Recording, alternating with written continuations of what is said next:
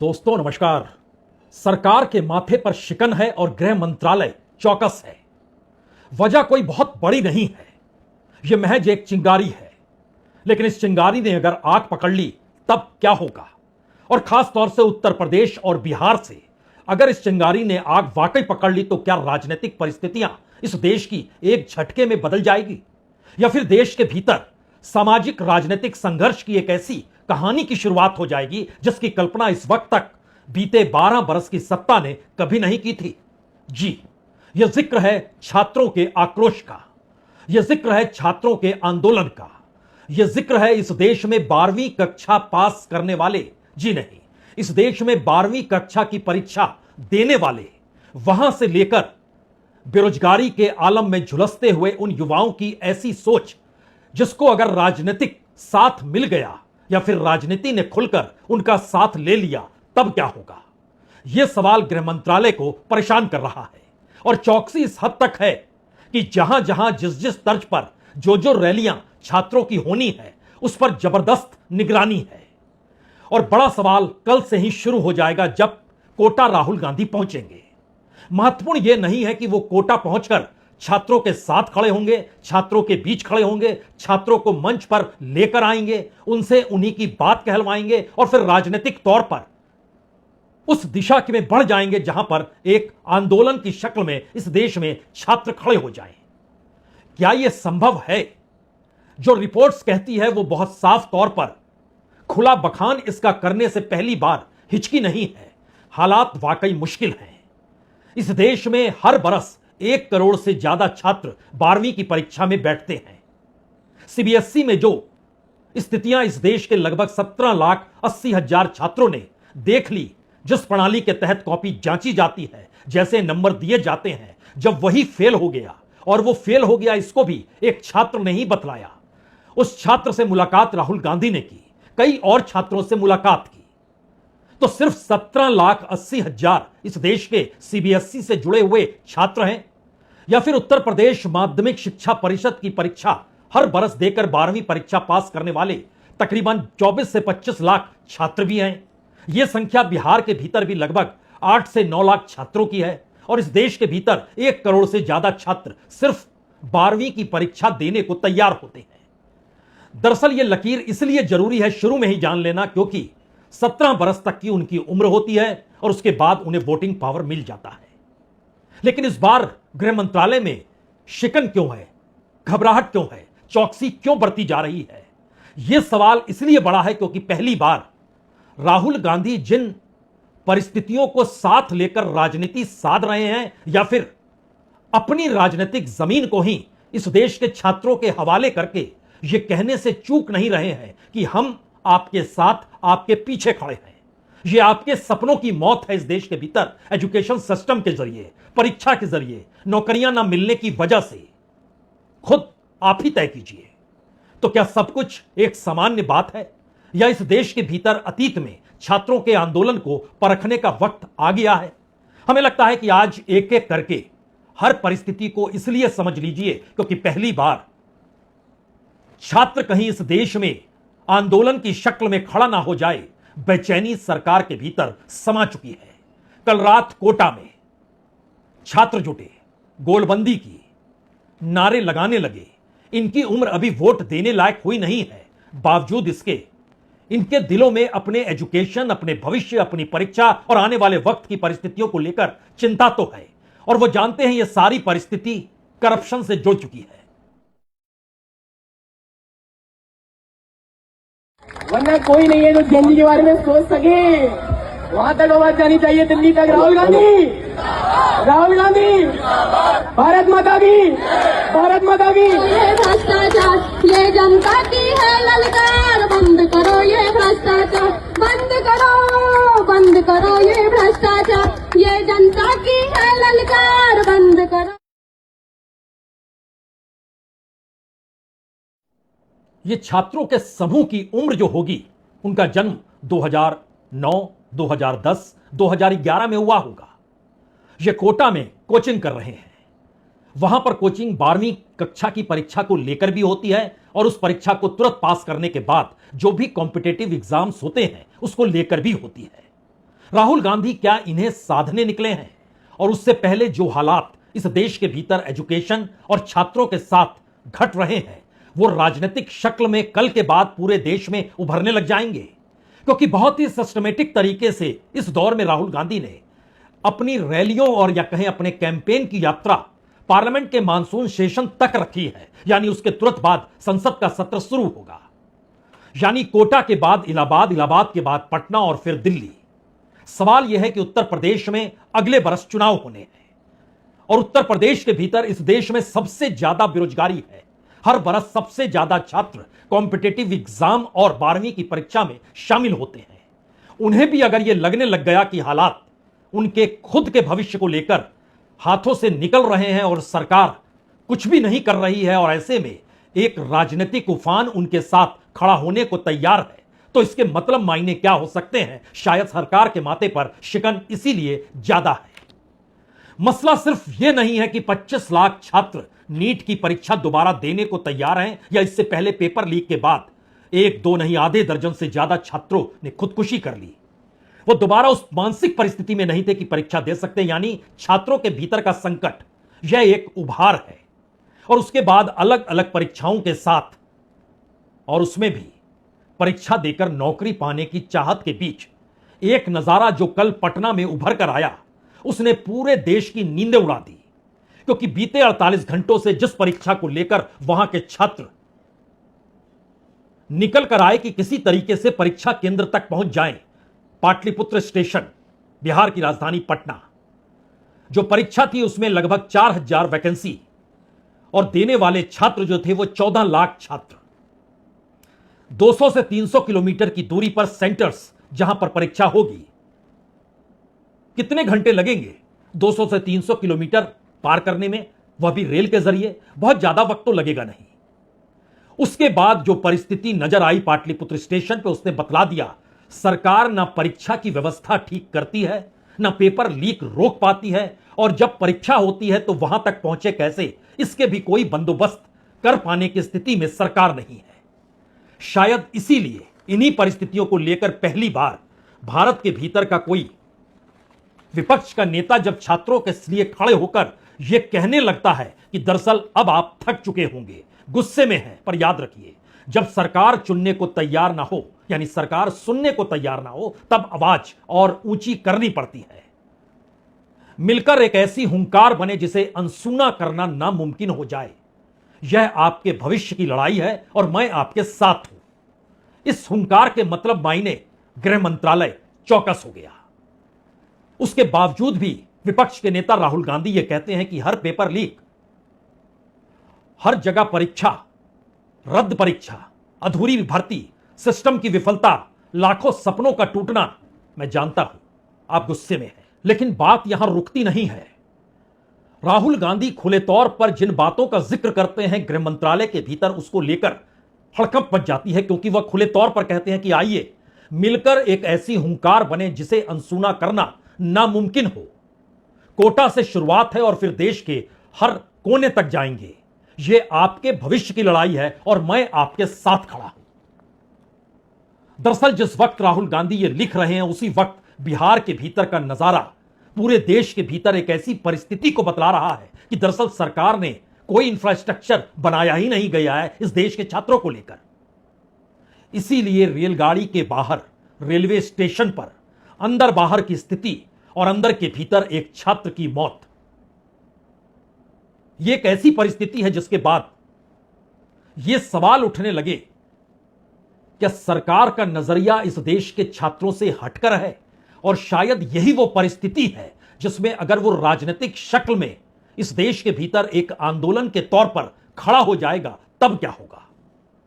हम एक तस्वीर आपको दिखलाते हैं। पटना यानी पाटलिपुत्र रेलवे स्टेशन के बाहर रेलगाड़ी का आना, उसके बाद अफरा तफरी मचना, गाड़ी के भीतर छात्र की मौत हो जाना और बाहर छात्रों का हुजूम व्यवस्था करने के लिए नारे लगा रहा है, हमें भी तो रेलगाड़ी दीजिए।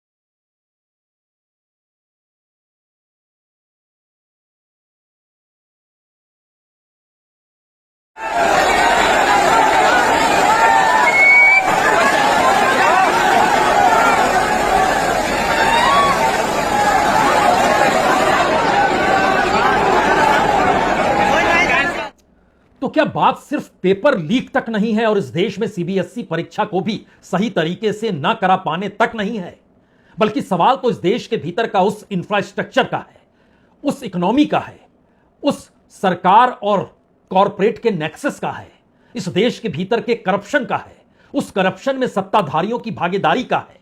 और शायद इन सब के बीच सत्ता बेफिक्र है और उसी बेफिक्री को अब भारत की राजनीति तोड़ नहीं पा रही है चुनाव के जरिए, क्योंकि चुनाव भी एक झटके में सरकार ने अपने अनुकूल कर लिया। तो फिर रास्ता ये क्या आखिरी है? और इस आखिरी रास्ते की शुरुआत राजनीतिक तौर पर अगर इस देश में हो गई तो यह चिंगारी आग में तब्दील हो जाएगी, वह भी बिहार उत्तर प्रदेश के भीतर। यह सवाल तो इसलिए भी बड़ा है क्योंकि अगर कल की अग्नि परीक्षा जो कोटा में छात्रों के बीच राहुल गांधी शुरू कर रहे हैं, उसके बाद उनका रास्ता इलाहाबाद और पटना की दिशा में जाएगा, यानी जुलाई के महीने में 10 और 11।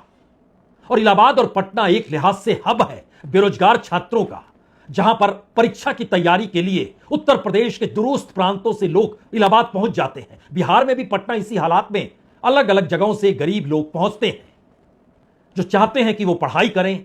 और शायद छात्रों और युवाओं का यही वो हुजूम है जो अगर राजनीतिक शक्ल में तब्दील हो गया तो शायद एक बड़ा परिवर्तन कहीं इस देश के भीतर ना हो जाए। गृह मंत्रालय की चौकसी, उसकी सक्रियता क्या इसी बात को लेकर है?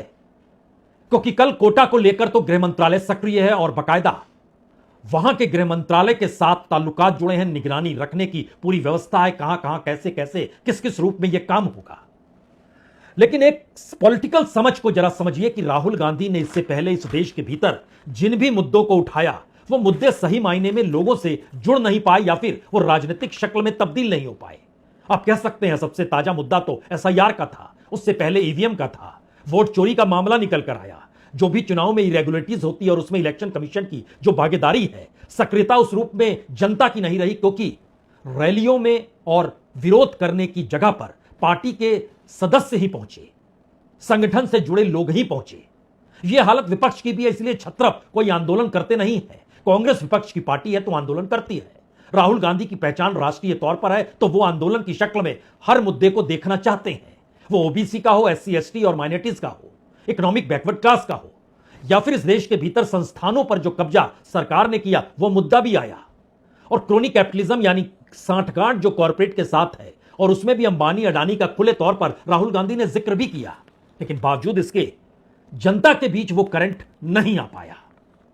तो क्या यह छात्र और छात्रों का आंदोलन अगर वाकई आंदोलन में तब्दील हो गया, जिसकी शुरुआत एक कैंपेन से कल कोटा से होने वाली है, और राहुल गांधी उस तस्वीर को देखकर जो स्टेशन और रेलगाड़ी के भीतर एक छात्र की मौत होती है, तो जब वो खुले तौर पर यह कहते हैं कि यह उस भारत के लाचार युवा की कहानी है जिसकी सरकार अपने अरबपति दोस्तों पर लाखों करोड़ लुटा देती है पर अपने ही छात्रों को एक सुरक्षित सफर तक नहीं दे पाती।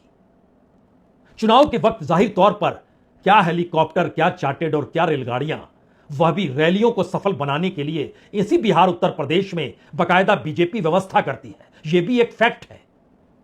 लेकिन उसके बाद जिस बात का जिक्र राहुल गांधी कर रहे हैं, जो माथे पर शिकन गृह मंत्रालय के इस बात को लेकर है कि वो छात्रों से सीधे कह रहे हैं कि मोदी सरकार छात्रों की गूंज सुनना नहीं चाहती, पर मैं वादा करता हूं कि हम ये आवाज उन बहरे कानों तक पहुंचाएंगे, हर छात्र को उसका हक मिलेगा, उसका न्याय होगा। यह बात कोई आसान नहीं है, क्योंकि 10 और 11 को इलाहाबाद और पटना के बाद दिल्ली की रैली और उसके बाद पार्लियामेंट का सेशन शुरू होना। यह मैसेज दरअसल दो है। पहला मैसेज तो यह है कि अगर हम चुनाव जीत ही नहीं सकते हैं और इलेक्शन कमीशन सरकार के साथ खड़ा है, सुप्रीम कोर्ट सुनने को तैयार नहीं है, तो फिर रास्ता इस देश के भीतर राजनीति का नहीं बल्कि आंदोलन का है। और आंदोलन इस देश का छात्र ही करे, वो छात्र जिसको बेबस कर दिया गया। और बेबसी भी ऐसी वैसी नहीं। हम आपको एक और तस्वीर दिखलाते हैं। यह परीक्षा देने गए छात्रों की वो रात है जब वो बिहार के छपरा जंक्शन के बाहर अपनी अपनी चादर और दरी बिछाकर सो गए, खुले आसमान तले सो गए। नाला भी उसी बीच से बहता है, गंदगी भी वही मौजूद है, सब कुछ वही है, लेकिन कोई व्यवस्था नहीं आवाजाही की। तो किसी तरह किसी वक्त पहले पहुंच जाए, सो जाते हैं। और कोई इसलिए सो गया, सुबह जो पहली गाड़ी होगी उससे सफर करते हुए अपने एग्जामिनेशन सेंटर तक पहुंच जाएंगे। यह तस्वीर भी देख लीजिए।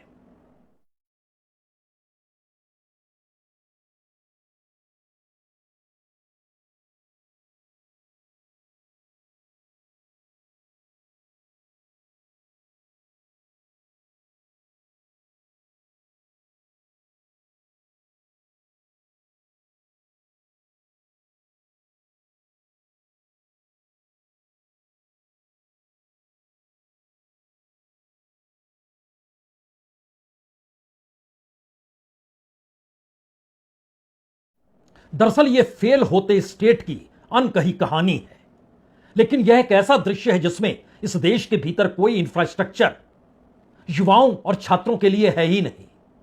और अगर ध्यान दीजिए तो इस दौर में छात्रों के सामने सिर्फ पेपर लीक और परीक्षा सही तरीके से ना करा पाने की परिस्थिति पर नहीं है। हर कोई जानता है कि हर परीक्षा को लेकर एक फीस देनी पड़ती है, लेकिन इस देश में आय के तौर तरीके इतने कट और इतने कम कर दिए गए, यानी पहले कम हुए और फिर खत्म हो गए, कि उसके बाद एक्सपेंसिव परीक्षा फीस जो होती है वह भी छात्र कहां से दे, यह भी सवाल है, खास तौर से बिहार और उत्तर प्रदेश के छात्रों के बीच।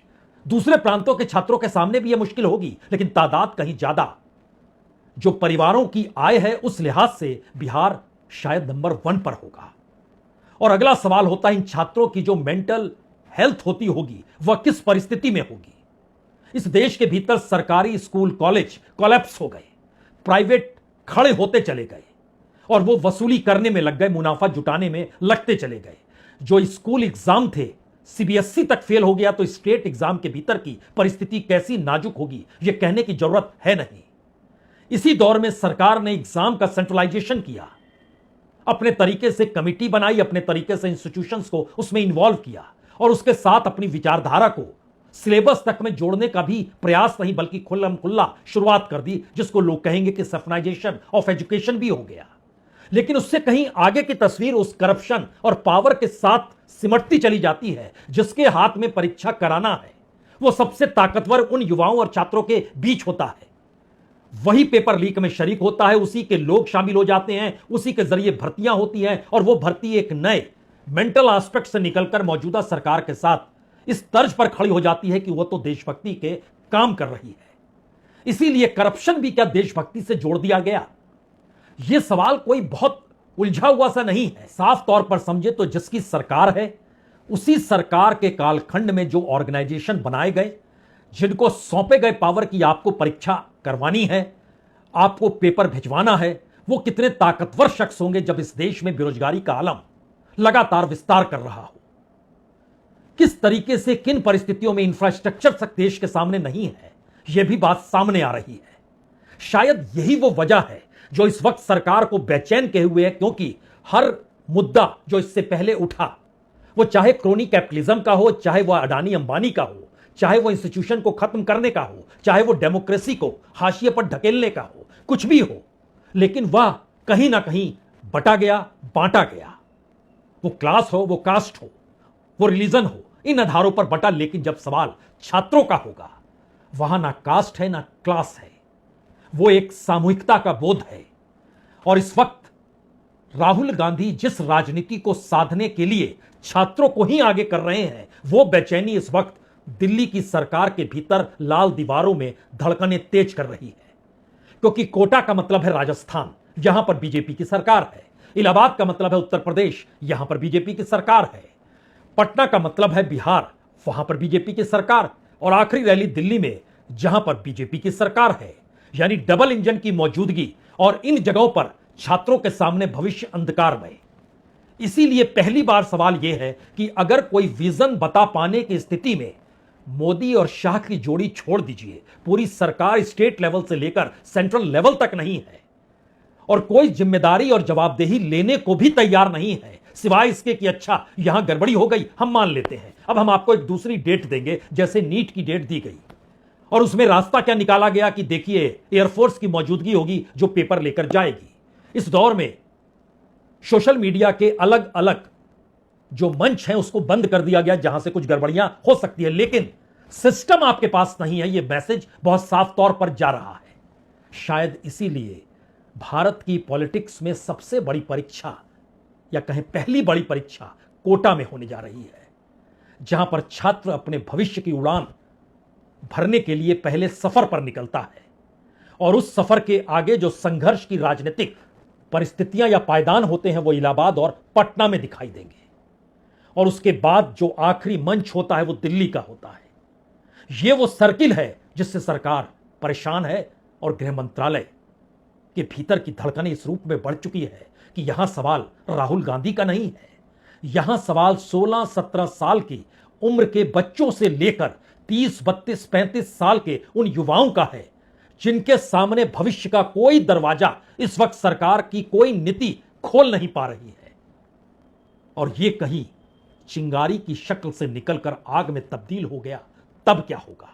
ये बेचैनी इस वक्त दिल्ली के भीतर है, और शायद इस बेचैनी के सिरे को राहुल गांधी ने इस माध्यम से पकड़ा कि कल वो जन शताब्दी के जरिए दिल्ली के हजरत निजामुद्दीन से ट्रेन में सफर करें और वहां से कोटा जाएं, और उस बीच में राजस्थान में जहां जहां भी रेलगाड़ी रुके छात्रों से मुलाकात करें, उनसे बातचीत करें, उन्हें निमंत्रण दें, और कोटा में शाम की रैली में छात्रों के जरिए ही संबोधन कराकर खुले तौर पर यह मुनादी कल शाम कर दें, आप ही इस पूरी बागडोर को संभालिए, हम आपके पीछे खड़े हैं। यह मैसेज चेतावनी और चुनौती दोनों की है। बहुत बहुत शुक्रिया, बहुत बहुत शुक्रिया।